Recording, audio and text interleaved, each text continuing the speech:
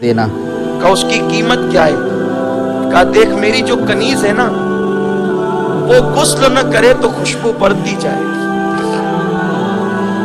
وہ مسواک اور منجن نہ استعمال کرے تو اس کے منہ کی خوشبو بڑھتی جائے گی، وہ کبھی مرے گی نہیں، اور جس دن میں اس کے ساتھ ہو گیا میں بھی مرنے سے بچ جاؤں گا. کہا وہ کنیز کون سی ہے ذرا ہمیں بھی تو بتا دیں. کہا کہ وہ کنیز ہے اسے جنت کی حور کہتے ہیں. تو کہا مالک اس کی قیمت کیا ہے؟ تو کہا جب سب سو جایا کریں، جب سب سو جایا کریں اس وقت تو بستر سے اٹھ کر اس کی صرف اس اللہ کے لیے 2 رکعت نماز پڑھ لیا کر، بس یہی 2 رکعت نماز اس کی قیمت ہے. اتنی اچھی کنیز اتنے سستے میں ملتی ہے، میں اتنی اس کنیز کو مہنگے میں دھوکہ دینے والی کو کہاں خریدوں گا؟ تو جسے تم حسن سمجھ رہے ہو بدبو ہے، صرف بدبو ہے. اس لیے آؤ اصل حسن کی طرف جس کو کبھی زوال نہیں ہے. ارے جس کی زلفیں بکھرتی ہے تو اللہ واللیل کہہ کر اس کی زلفوں کی قسم یاد کرو.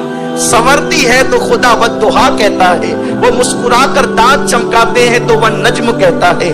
آئیے نہ اسی حسن کے متوالے بن جائے، وہی حسن جس کے بارے میں اعلیٰ حضرت کہتے ہیں وہ کمال حسن حضور ہے کہ گمان نقص جہاں نہیں، یہی پھول خار سے دور ہے، یہی شمع ہے کہ دھواں نہیں. کروں تیرے نام پہ جاں فدا، نہ بس ایک جاں دو جہاں فدا، 2 جہاں سے بھی نہیں جی بھرا، کروں کیا کروڑوں جہاں نہیں. تو اختتام کی طرف لے کر کے چل رہا تھا تو عبداللہ نے کہا مولا سب کو دل لگایا، تجھ سے نہیں لگایا تھا، آج کے بعد یہ دل تیرے اور تیرے حبیب کے لیے، مجھے معاف کر دے. فجر پڑھی، استغفار کیا، توبہ کی، اب کسی سے دل نہیں لگے گا. صبح ہوئی، سورج طلوع ہوا، سورج بلند ہوا، نوجوان عبداللہ باہر نکلے مسجد سے تو کیا دیکھا کہ بغداد کی چلچلاتی ہوئی دھوپ میں عبداللہ کے سر پہ بادل سایہ کر رہا تھا. بغداد کے ایک بزرگ کہلانے والے جب بات کرنے لگے تو انہوں نے کہا اے جوان تو کتنا نیک ہے کہ تیرے سر پہ بادل سایہ کرتا ہے.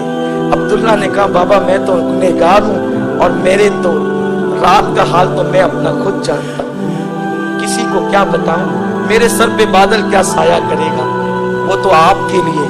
جب دونوں کے راستے جدا ہوئے تو بادل عبداللہ کے سر پہ سایہ کرتا تھا.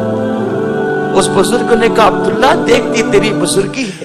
عبداللہ کی آنکھ میں آنسو آ گئے. مولا تجھ سے دور تھا تو عیب پہ پردے ڈالے تم نے، اور ذرا کیا توبہ کر کے تجھ سے صلح کر لی تو ایسی عزت افزائی کی کہ سر پہ بادل کو بھیج دیا.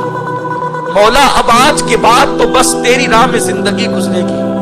راہ خدا میں زندگی گزارنے کے لیے پہلا زینہ توبہ سو کر چکے تھے، دوسرا زینہ علم کے لیے استاد ڈھونڈنے لگے. عبداللہ کی قسمت کا ستارہ اوج پر تھا، جب استاد ڈھونڈنے نکلے تو امام اعظم جیسا استاد مل گیا. اور اتنا علم حاصل کیا عبداللہ نے، اتنا علم حاصل کیا کہ وہ امام بخاری کے استادوں کے استاد بن گئے. اسی عبداللہ کو دنیا عبداللہ ابن مبارک کے نام سے جانتی ہے.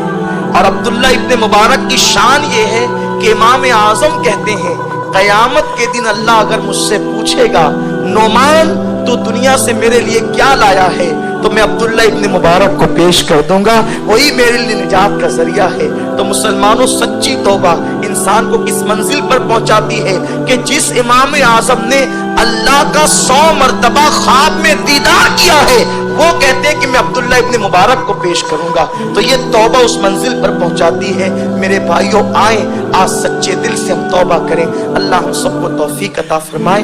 دوران گفتگو اگر کوئی غلطی ہو گئی ہو تو اللہ تعالیٰ معاف فرمائے اور اس گفتگو کو اللہ قبول فرمائے اور ہم سب کو عمل کی توفیق عطا فرمائے.